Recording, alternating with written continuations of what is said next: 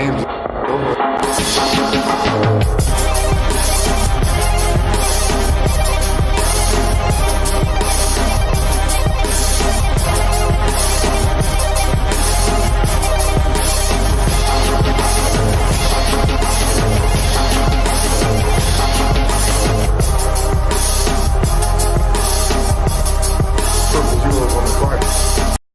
Welcome into Triple Zeros. I'm your host, Josh Buckhalter. We're going to jump right into it, man, get it going. First, we're going to do, of course, as we do every week, the Week 10 NFL, Week 11 NFL breakdown. We're going to fix that. Hold on. Can't be out here looking sloppy like that when I can adjust it. When I can make it, when I can fix it the way I need to. So Week 11 of the NFL got started tonight. The Pittsburgh Steelers took on the Cleveland Browns in a game that ended up, it was ugly to watch. Browns won 21-7, but it got even uglier after Myles Garrett decided that he would take off Mason Rudolph, quarterback Mason Rudolph of the Pittsburgh Steelers, took off his helmet and hit him upside the head with it. Now, there's a lot of video showing that Mason Rudolph actually might have instigated the fight on the bottom, trying to pull out Myles Garrett's helmet, because he did not like the sack that Myles Garrett put on him. He landed with him on his body weight, whatever the case may be. That's not acceptable either. But Myles Garrett, he could have killed him. So it was a bad look. Like I said, it's an ugly end to an ugly game. It's one of those things that you kind of got to see to fully get a grasp of what really happened. It was, like I said, it was on a sack. Garrett drove Rudolph to the ground. Rudolph looked like he took exception, tried to grab Garrett's helmet off himself. Garrett took exception to Rudolph trying to take off his helmet, got Rudolph's helmet off, and then moves upside his head with it. I don't mean to laugh because, like I said, it has no place in the game, but it was a wild scene. And then center Marquise Pouncey of the Steelers came to defend his quarterback and put the flu flocks on Myles Garrett, man. Punches and kicks, so he's going to be suspended too. Garrett's probably going to be done for the year. That's assault with a deadly weapon at that point. I'm not sure how that's going to work out for him, but at the very least, you would think he's going to be suspended for the year. That's just a wild scene. But moving on to the rest of the games, like I said, it was 21-7 in that one. Ugly football. Mason Rudolph threw 4 picks. He did throw a touchdown. He was sacked 4 times. The Steelers lost James Conner. He re-aggravated his shoulder injury, came in saying that he wasn't 100%. They couldn't get much going on the ground. That seems to be the case a lot for them this year. It's just been a struggle offensively. And that defensive magic just wasn't there this time around. For the Browns, Baker Mayfield had 2 touchdowns. He was sacked 1 time. Nick Chubb ran for 92 yards, no scores. They got Kareem Hunt. He got 6 carries for 12 yards. He didn't really do much this time. He didn't do nearly the damage he did on the ground, in the air before, but he did get 6 catches for 46 yards. They're getting him involved, so this is going to be a heavily rotated, heavily used backfield. So we're going to get used to seeing OBJ with more stat lines like 4 for 60. He's going to have to get used to it. Well, this is going to be that test everybody was curious to see, that, if they're winning, but he's not getting the gaudy stats, is he going to be all right? Time will tell. It was an ugly game. Like I said, just ugly overall, despite the scores from the Browns. It just didn't it was just a slobber knocker, and to have it end that way was really upsetting, because it's as ugly as it was. It's kind of what you expect from an AFC North battle such as this. So that's just one put jab. Like I said, though, I think Myles Garrett's probably going to be done for the year, and Pouncey, for all the valor that it is, as admirable as his actions were, he's probably going to be done for some time too. You can't be running around punching and kicking people. That's just not going to be allowed. And then Mason Rudolph's probably going to there's a good chance that he gets something too. He needs to, but we'll see how far the league decides to look into that and how that goes for him. But moving on to the rest of the schedule, it's not too many great matchups to look into. A lot of ones you pick the favorite in. We'll see what happens with the Jaguars. Colts, they do get Jacoby Brissett back. The Bills will try to get back to winning, facing the Miami Dolphins. Broncos, Vikings. You expect the Vikings to come away with that one. They are at home. Saints, Bucks. You expect the Saints to come away. The Jets and the Redskins. That's a going to be an ugly mess of a game. Dwayne Haskins has been named the starter for the rest of the season there, so that's something to look out for. The Jets are just a train wreck right now. So that one team, the Jets are 2-7, the Redskins are 1-8. It's really not pick a favorite. It's pick who's least bad. That's as bad a grammar as that is. This is as close to accurate as you can get with this one.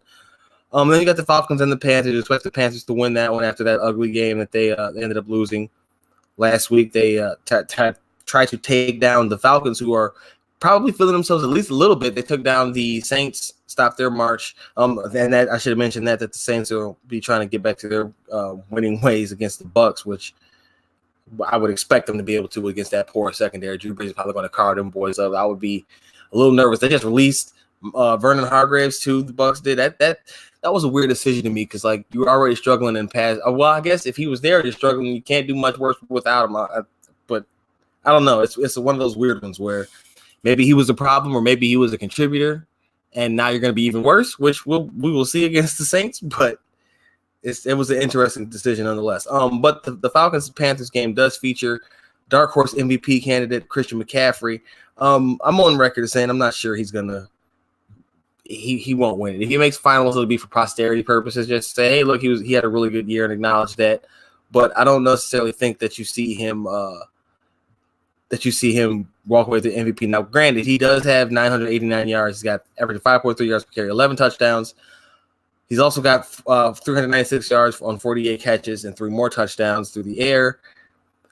It's just a quarterback's award, and we have 3 really good quarterbacks and 4 in Aaron Rodgers and 5 if you really want to consider Patrick Mahomes still in there, even though he's missed some games. So you probably don't.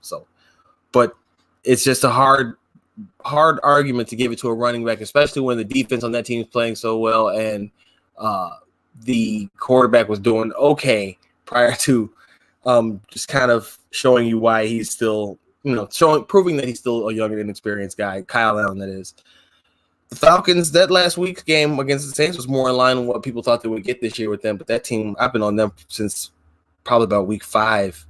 It's just like, man, something just didn't look right, and it still doesn't. But, they lost Devontae Freeman, but they had Brian Hill step up. Just a lost year for that team. Vic Beasley still had a great game last week. That was good to see. It's just weird. It's weird how year to year the NFL is, but this team, the Falcons, is a team that's been trending down. And they remind me of a team that I'll be talking about in a minute. But keeping on down the line, the best game of the week, in my opinion, is the Texans taking on the Ravens. Of course, that pits Deshaun Watson against Lamar Jackson, 2 MVP candidates. They're set contender, and I've been on Lamar for MVP train for a while, but after what Russell Wilson did against that 49ers defense, I said that I had to put him back up in front. Now, Lamar gets a duel against Deshaun Watson. I'm not sure how you don't give it to Lamar again after going up head-to-head with somebody who you know is going to put pressure on him because of what he's going to do to the Ravens defense. And when the Ravens and the Seahawks played, Lamar outplayed Russell Wilson. So, yes, what Russ did against that 49ers defense is great, but I've also been a person who was all year saying, well, 49ers hadn't really been tested all that much yet, and let's just wait and see. Well, we saw they still put up a hell of a fight, and I think Nick Bosa is going to be the defensive rookie of the year, which we'll talk about in a moment. But when you look at it, I just think that if Lamar comes out of this one on top, then you kind of have to I don't know how you don't give him MVP. If he will have beaten 2 guys who are in the MVP race. Now, he would have lost to Patrick Mahomes. So maybe that's how you balance it back out. But I just think he would have done so much. Now, that being said, if Deshaun Watson wins, then he is squarely in the race, and you have to acknowledge what he's done. That's a tight one. It's going to come down to the wire. But right now, I think after what happened, as it stands, it's Russ and then Lamar and then Deshaun. Pitting the outcome of this game. If the Ravens win it, I personally will go back to. I have a hard time saying it's not now, but if Lamar wins, if the Ravens win, I will be back here next episode talking about Lamar for MVP. So just be warned, because the Seahawks are on bye week anyway, so I don't even care. But if the Texans and Deshaun Watson win, you are going to have to be at bare minimum talking about it being a 3-man race as far as MVP. Of course, 4-man if you include Christian McCaffrey. Personally, I just don't think it'll go to a running back. And again, if it does, then he will have earned it because he's definitely putting up massive yardage right now. But I just really think that it's going to be it's a quarterback's award to lose. It's become a quarterback award over the years. Last one to run that I think was LaDainian Tomlinson. I believe that's right. That probably is not. It's probably Adrian Peterson. So yeah, but if I'm rooting for Lamar, I really want to see Lamar do well just because of how much he got all the stereotypical switch to wide receiver stuff, and he didn't, and he's now thriving. Love to see it. Stuff you love to see. That's one of those things. Moving on. Offensive Rookie of the Year candidate Kyler Murray and the Arizona Cardinals take on the San Francisco 49ers, who are coming off their first loss of the season, and they're going to be chomping at the bit to get back in the win column and do some damage to that young man, Kyler Murray. He's better watch out. His line is terrible, and the San Francisco defensive line is really good. They did have some injuries. They lost Blair. I'll keep wanting to say DeJuan Blair, but I know that's basketball. And it's James Blair. And they also lost Emmanuel Sanders, and I believe they're still without George Kittle. It's going to be tough. Injuries are going to catch up with them. They're going to have a couple of more tough matchups in the next couple of weeks. But more importantly, I think we saw confirmation of what a lot of people kind of were saying about them, and that they're good, but they're not great. I compared them at the last episode, actually. I compared this year's San Francisco 49ers to last year's Bears team. A team that is strong defensively, but offensively limited. Jimmy Garoppolo throws a lot of interceptions. The stat before the game was that they were 32nd in pass attempts, but he was 11th in interceptions. That's not a good stat. That's not a good ratio to have. And we saw it play out. He only threw a couple of interceptions, but he had way more throws that could have been picked off and probably should have been picked off. But they're probably one of those ones, the Mitchell Trubisky syndrome, where the guys are just the ball is so on point to the defender. The defender just is not ready and doesn't catch it. We see Mitchell Trubisky throw a lot of passes where it's just like, oh, that should have been a pick, and he got lucky. You saw a lot of those from Jimmy Garoppolo, especially late when they were trying to drive down. Now, he ended up eventually finding his groove and working them into field goal range. But the point is that those aren't going to go that way all the time. Trust me on this. At some point, which we saw, but those throws are going to come back to bite him a lot harsher than they did in that game, and that's just what it is. And that's what we saw when they faced a real defense in a tough environment. Things got a little bit tighter, and of course, the obvious is they lost Emmanuel Sanders. Matt Breida got banged up. They were without George Kittle. That's all true, but the Seahawks defense aren't incredibly stout in that regard. They're still a good defense. They're still very good, but the Legion of Boom days are long gone. So for them to struggle the way they did, and for Jimmy Garoppolo to look the way he did, I think, again, it was just probably it's confirmation bias, but it was confirmation for a lot of people who had already had those kind of doubts. Bengals probably going to remain 0-9, taking on the Raiders, who are quietly in position to make the playoffs if things keep going their way. The Patriots take on the Eagles in a rematch of the Super Bowl from a couple of years ago, and I'm not sure that's going to be a good one. That's the other good game to watch. Just because the Eagles are struggling right now, the Patriots are banged up and trying to reinvent themselves on the fly with receivers from Walmart and Target. The Eagles have cornerbacks from the other aisle of Walmart and Target, and you just want to, it's going to be a good game. Carson Wentz did not play in that Super Bowl. Obviously, we know the story, Nick Foles and how he led them to a victory, blah, blah, blah. But that's one of the few marquee ones, and just because of the history between those two, the recent history between those two teams. The Bears take on the Rams in LA. This will be a game where the Bears are looking to keep their playoff hopes alive. The very slim chance they need to win out, and they need some help from Minnesota, I believe, to lose a couple of games for them to sneak in. The Rams are looking to get back on track. They got stunned by the Pittsburgh Steelers, who just lost in that wild fashion where they looked completely offensively inept. The Steelers won that game on defense, which led me to believe, I think the Bears, and I realize now, I wrote in the last word on Pro Football about some of the stats for the Bears and the Rams and how the Bears should attack them on the ground. But just to keep them honest, because the Rams are really good against the run, but they're going to have to throw. Mitchell Trubisky needs to use last week as a springboard, I specifically said in the article, as a way to move forward this week, because if he doesn't, then they're going to be in trouble, and the season's going to be all but over. But I think it's entirely possible. The Rams are not who they once were.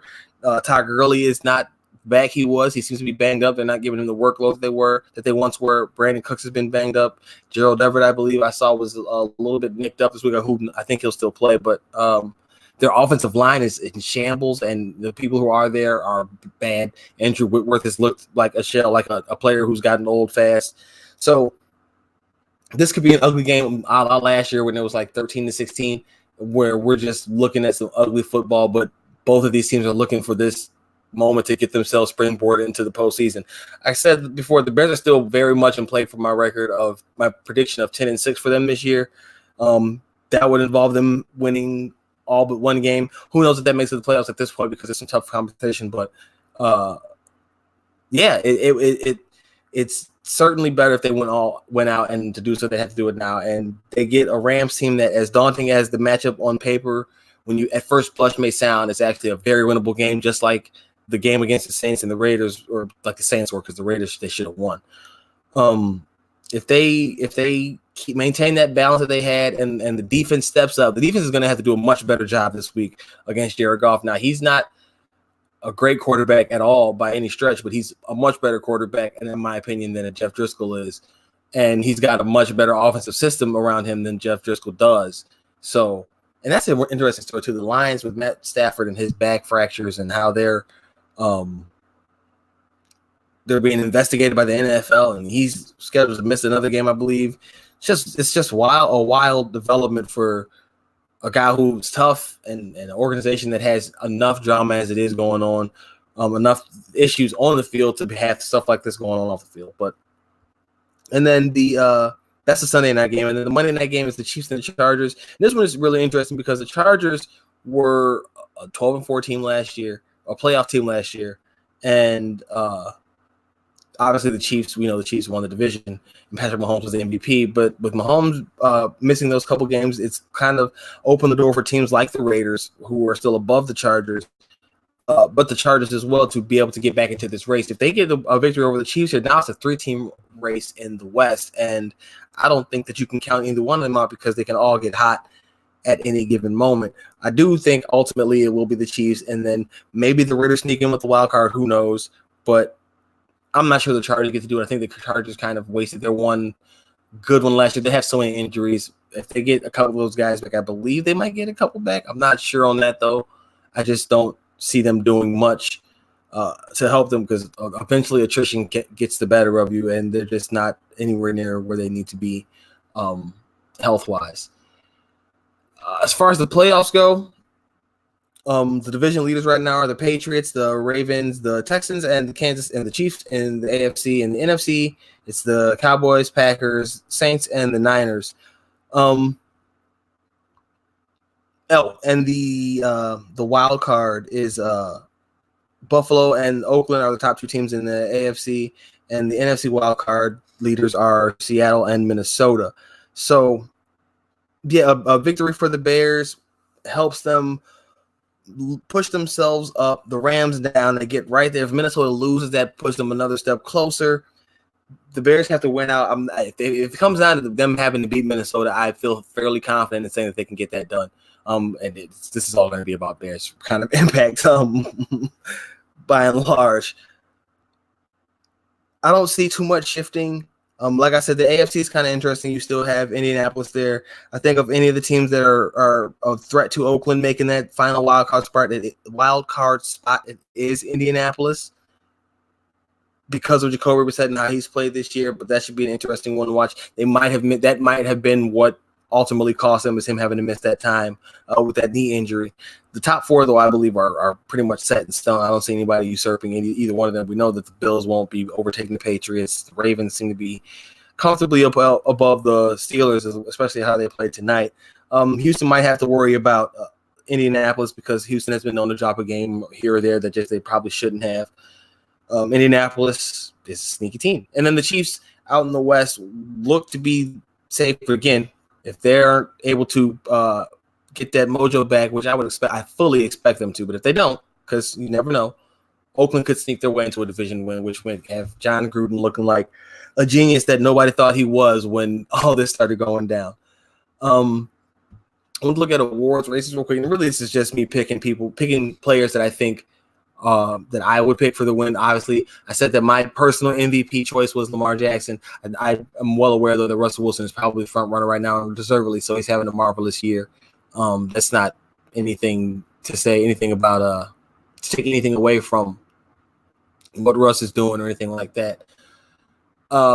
Rookie of the year, offensive rookie of the year, Kyler Murray, because he's a quarterback, he's going to get all those. He's going to have all the numbers and everything. But I think that the other options that you have to look at for offensive, Marquise Brown, Hollywood. No, you're not giving it to Hollywood. He's missed some time, or he's not a that high of an impact. I'm trying to think of who else would get some tick in that one. I have to come back to offensive. For defensive rookie of the year, though, you're looking at Nick Bosa. I said that a little while ago. Nick Bosa's got 7 sacks. Now, right with him is I believe Josh Allen from the Jacksonville Jaguars. So that's another name we're looking out for too. But I think Nick Bosa and the impact that he has. Now, the thing about him though is that he plays with a very, very talented cast of teammates around him. 4 or 3 other first round picks. He's the number 2. There's another number. That's number 3 next to him. So it's kind of hard to say that his impact is all his own. But we've seen guys win for doing less than what he's doing right now. I can't see anybody not do. He's got all the buzz. We know it's a lot of popularity that's involved in it too. So let's just go ahead and be clear about that. Yeah, I think my defensive rookie of the year, would have to be Nick Bosa. I'm really trying to think if anybody other than Kyler is really challenging for offensive rookie of the year. Oh, Josh Jacobs of the Raiders. Duh. I can't believe I forgot about him. I've actually been admiring what he's been doing this year. A fantastic story, by the way. One that I suggest everybody go and look up a little bit into. But this year, Jacobs has run for 811 yards on 168 rushes. He's having 90 yards per game, 4.8 yards per carry, 7 touchdowns. And, of course, we know that the Raiders are going to punch you in the mouth with the run game, and they're going to hit you with the play-action pass, and they're going to try to control the clock and not make too many mistakes. Derek Carr is among the leaders in completion percentage this year. He's having one of his best years. He's also had some of the fewest amount of wayward throws. So they're having a great season. Again, I keep having to talk about it because of how closely it's linked to what the Bears have done, what the Bears are doing right now. But the Ravens are looking like they're going to be the ones having that last laugh, and everybody's going to be kind of just like, oh, okay, I guess he was right.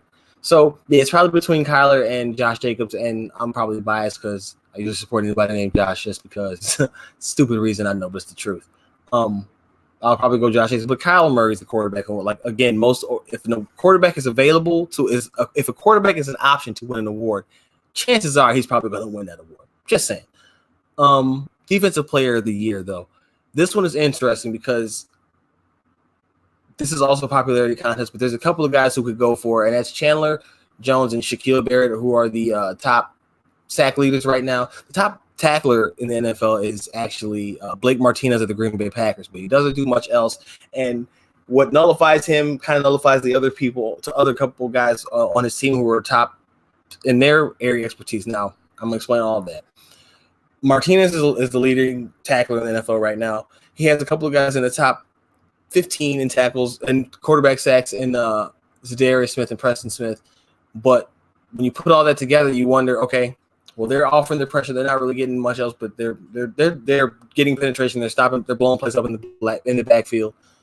He's getting tackles, but he's not really doing much in the backfield. He's a smart player. He's making timely plays. He's just not getting to the quarterback. But he's not asked to. That's not what his job is.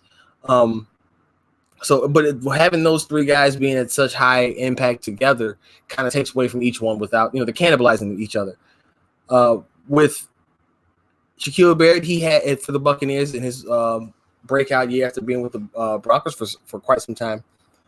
He's got the buzz because he's got the story, but he's tied in sacks with Chandler Jones, and that's about all that he has on him, or that's about all that's really accumulated. He doesn't have a lot of tackles this year, so it's not like he's doing that in volume. He's got 11.5 sacks, as does Jones. As of now, I personally think that the choice would be Jones because he's also got 5 forced fumbles and 7 of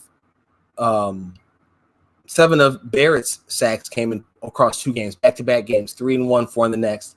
And then now you have 8 for Jones, but it was 4 in one. He also had himself a 4-sack game, that his career high game a few weeks ago. But then he had two apiece in 2 other games. So they're a little bit more spread out. Both players only had 2 games where they didn't have at least a half a sack. So there's no advantage there. They're close in tackles. But Barrett has the hype, so he might win it because of that. Aaron Donald won't be winning. He only has 6 sacks this year, and I say only, but we know how dominant Aaron Donald is. Same thing with Khalil Mack. I have a funny story, and I'm gonna move on before I get too involved in this. But just talking about the Bears and Khalil Mack, and a lot is going on about him being underwhelming during this recent streak of play. Since Akeem Hicks went down. But what's funny is his snaps have increased. He leads the league in quarterback pressures and in hurries, or he's top in the top in that area. This is in the article I wrote for Last Word on Pro Football. He's doing the things that he needs to do. It's just not getting to the quarterback. He's not getting the splash plays, and a lot of that I attribute it personally. And I know it's probably not completely fair because Matt can probably do some more. But like I say, he's playing more snaps. He's doing all the other things. He's just not getting the gaudy numbers. And just this week, up until this week, he was in the top 10 for pass rush win rate according to ESPN.com. But yet and still you hear people talking that he can't do. He's not doing this in the third. It's just he's not getting the splash plays, and I attribute a lot of that to not having a consistent pressure from the other side coming. Leonard Floyd is just not the sack artist that the team envisioned for him to be, despite the slender, the build that he has. He's become an okay all-around player, not really good at anything. He's kind of okay. Like I say, he's an okay player in every facet. He's not doesn't get fooled too much, but he doesn't make the splash plays. And especially with the attention, the triple teams and the double teams that Matt gets, you would expect to see something from him on the other side. Now Nick Williams is taking advantage. He leads the team with 6 sacks, but you need Leonard Floyd, your high round draft pick, who's on a contract year, to step up and get things together. Yeah, and I know I got a little sidetracked from the Warriors races, but yeah. So my MVP is Lamar Jackson. My offensive rookie of the year is Josh Jacobs, even though I know it's probably going to be Kyler Murray. Defensive rookie of the year is Nick Bosa. Defensive player of the year is Chandler Jones. Now, that's just my personal picks. I'm not saying that's what anybody's favorites are. That's just mine. I don't really care what their favorites are. That's who I'm picking. Bad. Last story in the NFL side, Colin Kaepernick will be having a workout this Saturday. It was scheduled by the NFL. They sent out a list, 11 teams listed as who will be attending. That's not important. What's important is that he is appearing to get a chance to get back in the NFL. I hope it's all on the up and up. And I tweeted out a couple days ago. By the way, I never gave out my handle. Follow me, please, at Twitter at Josh G. Buck. Facebook at Jukes and Jumps. The website is jukesandjumps.wordpress.com. And of course, if you need the email, hit the email jukesandjumps@gmail.com. I tweeted out that the one thing that's clear about this is nobody's opinions have changed on him or the NFL. But the one thing that we all agree on is that nothing about this seems to be all on the up and up. People are questioning why is it on the Tuesday or the Saturday, not a Tuesday, when all the workouts typically are. People are asking why was it set up for him? Why didn't the teams ask if they're now so interested to go into this workout set up for him? I saw an idea floated about that. Maybe they didn't want the optics of being the first ones to reach out because of their fan base, but now the NFL is making them. That's their excuse to get to go. It's just all sorts of sketchy all the way around. I hope he gets a chance. He said he's going to be there. He says he's been ready for 3 years. I had a friend who said he looked like he's put on a little bit of weight around the middle. You know, who knows if he'll be able to be as effective as he once was. I just think that anytime something like this happens, you kind of just have to take it in stride. Kaepernick, I believe, made a decision he was comfortable with. I believe he would have been not saying preferred, not saying that at all. I think he deserves to have a job. I think, and I don't mean that he deserves to be on a roster. I think he deserves to have an opportunity at a job. That's what I'm saying. You have to earn your job. That's fine, but I think he deserves a fair shot to earn a job. But I think that if the only outcome of this all was that he had to keep on doing his activism and then fight or keep trying, just stay ready for a job, I think he would have done that as well. But I do think that he is looking at this as a chance for him to get back, and he's looking to take full advantage. And I just hope that they are really giving him a chance, and this is just not an excuse for media purposes to come back out and say, see, we went to go see him and he missed this one throw out of X amount of throws that he made all the others of, but they're going to showcase one. That's the one thing I don't hope. That's the one thing I hope doesn't happen. We'll see. But again, that's just one of the many storylines coming out of this week. A big one before the games. That's what another sketchy part is. You know, everybody's getting ready for the games. Scouts are at college games. Pros are getting ready for Sunday. It's a weird time, but you know, take it in stride, like I said, and just hope for the best. But you gotta, at this point in time, just be suspicious of everything, I guess, is the best way to put it. That's which sucks to have to say, but it kind of is just the sentiment of it all.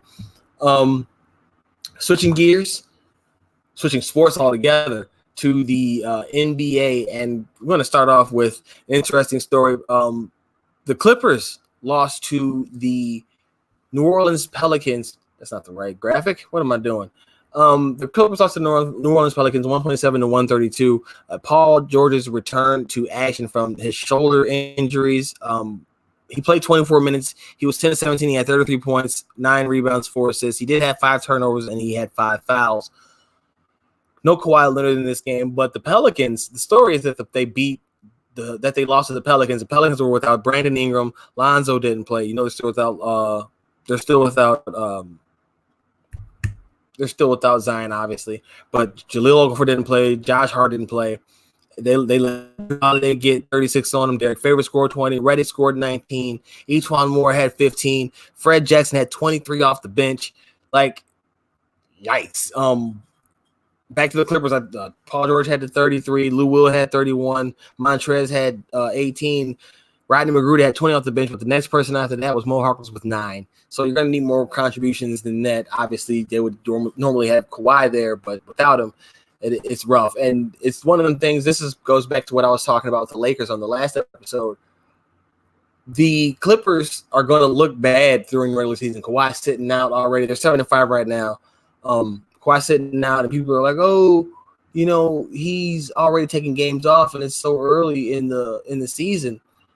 As they sit 7th in the West, while the Lakers are sitting there perched atop the conference, making me look silly for saying that they wouldn't do as good in the regular season. I still think that ultimately, when they start resting more, that they will fall down a little bit, only slightly, but enough that people will wonder what's wrong with them, and it'll be nothing. They'll be resting for the playoffs.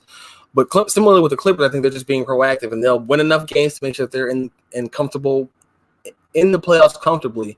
But they're going to prioritize long-term health, and that involves them sitting games like Kawhi did tonight. And that's just what it's going to be. I just think that both of these teams are built more for the playoffs, and that they aren't going to not necessarily not prioritize, but they're going to make sure that their priority is the postseason more than the regular season. The next game that was interesting, and only for humorous purposes, was the Knicks taking on the Dallas Mavericks. Kristaps Porzingis returned to Madison Square Garden. He was roundly booed, but what's funny to me is that the Knicks beat the Mavericks 106-103, and why it's funny to me is because the Knicks also beat the Bulls in the first time that they met a couple of weeks ago. They beat the Bulls in New York. The first game, they lost the second, the rematch, but they beat the Bulls the first time around. If I could find it, I can never pull it up. Where is it? There it is. They beat them 105-98 with the late surge. Bobby Portis went off late in that game. What happened in the other game was they saw Kobe White go off on them. So, payback or whatever. But it's just funny that the Knicks are not going with any former ties to the organization or for any player on the team now, whoever they used to be. That's cool. I think that's something I admire about the mentality of the team. Julius Randle said you got a bunch of tough guys who aren't going to give up or not going to quit. So it's a ragtag bunch. It's like 27,000 forwards. The story about them, rumored to be looking to get rid of David Fizdale. Listen, if they want to get rid of David Fizdale, I know exactly where David Fizdale can come and have a warm welcome and have a nice young team with some pieces that he could utilize. Some nice Midwestern town, big city living, it's not New York, but, Chicago, not advocating for anybody to get fired. I'm just saying if there's a vacancy that becomes open and Fizdale happens to be on the market, wouldn't mind seeing him come to the Midwest. Just saying, wouldn't mind seeing him come to Chicago. Let me just say that as the coach of the Bulls. Got to make sure you get clear when you put things out in the ether. You can't just be out here letting things happen all willy-nilly because then you end up with random coaches that whatever. I'm getting sidetracked. The Suns also got back to their winning ways. They took on the Atlanta Hawks and won 128-112.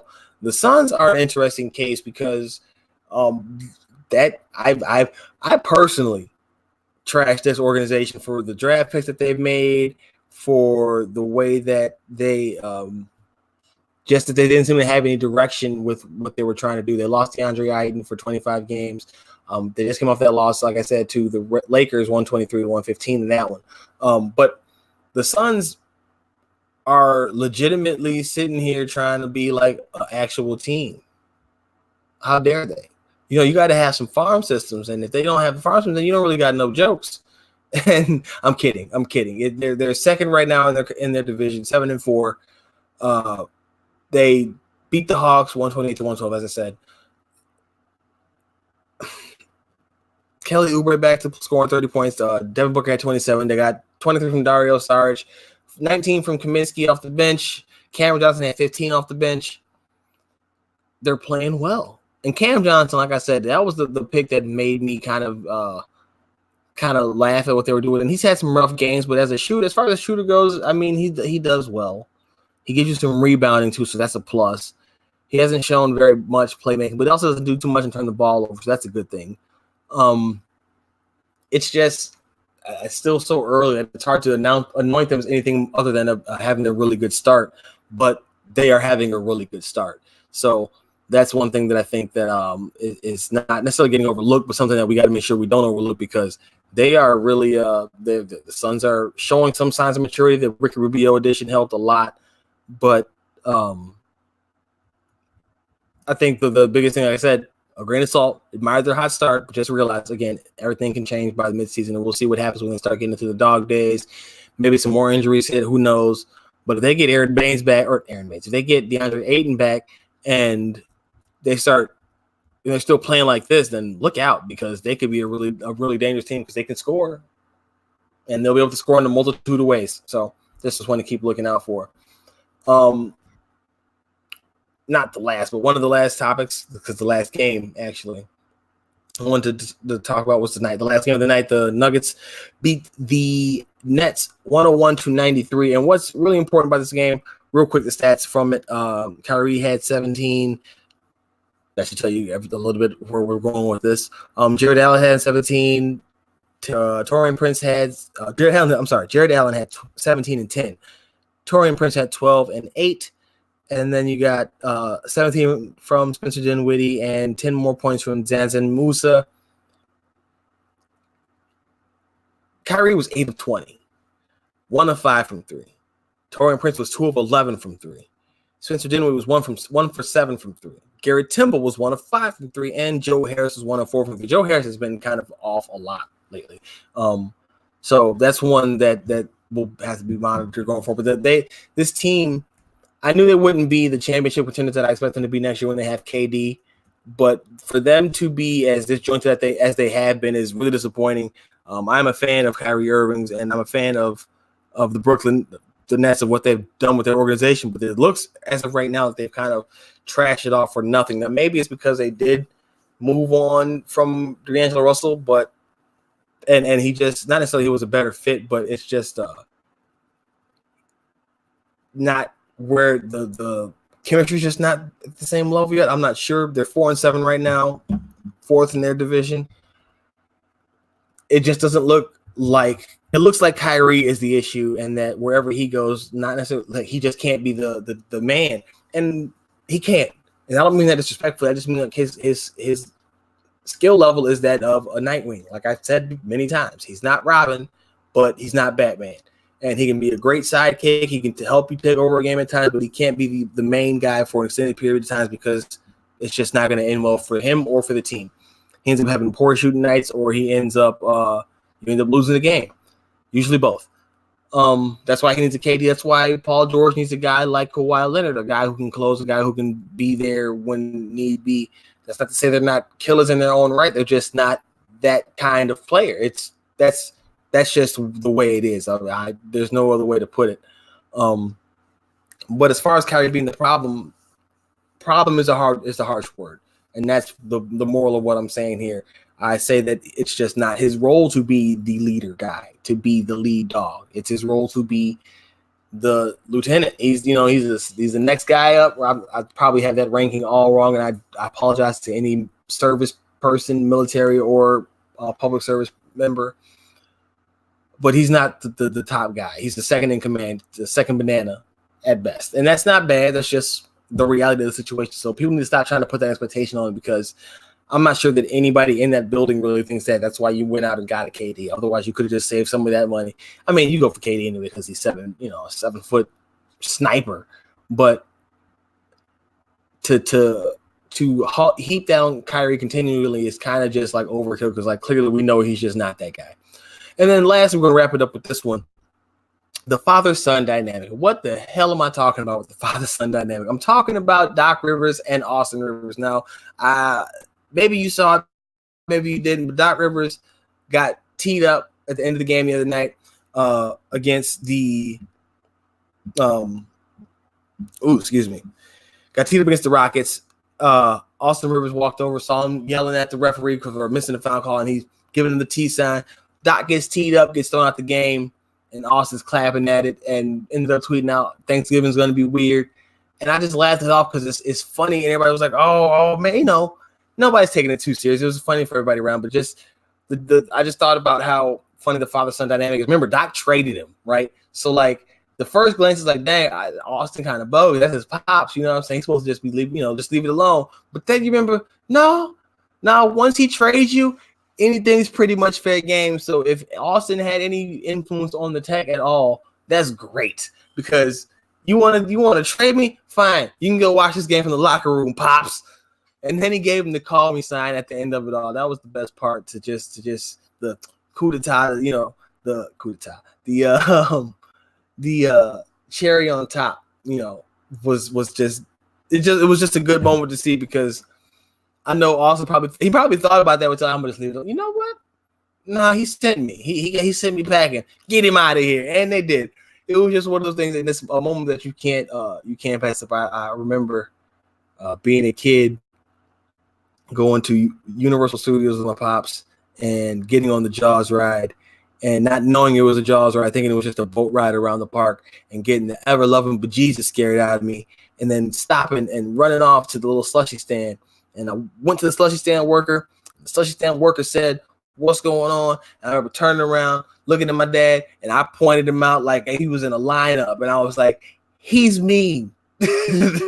He's mean to me. Now, you could say, oh, he was scared you hurt. No, it's not that simple. See, I wanted the free slushy, and I got the free slushy. Moral of the story is, folks, when children have an opportunity to get back at their parents, they're going to do it.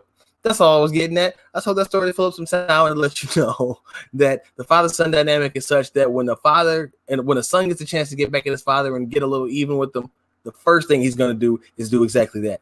That's going to do it for this week's episode, or this episode of Triple Zeros. If you want to get at me, please do. On Twitter, I am at Josh G. Buck. On the Facebook, at Juice and Jumpers, or at Juice and Jumps. The Gmail is at jukesandjumps@gmail.com. Of course, the website is jukesandjumpers.wordpress.com. Read my stuff, man. Pippin ain't easy for the Bulls blog, for the Bulls information.